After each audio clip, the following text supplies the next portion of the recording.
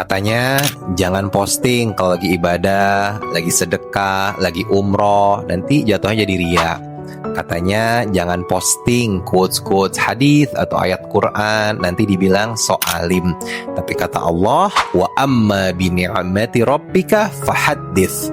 Atas semua nikmat Allah yang diberikan padamu, siarkanlah, nyatakanlah, posting, share sebanyak-banyaknya, gak apa-apa.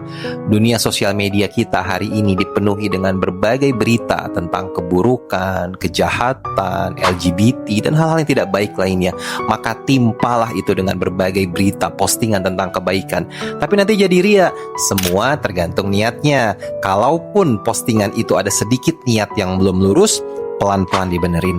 Tapi postingan tentang kebaikan itu bisa jadi menjadi wasilah kebaikan bagi banyak orang, dan kita pun akan mendapatkan pahalanya.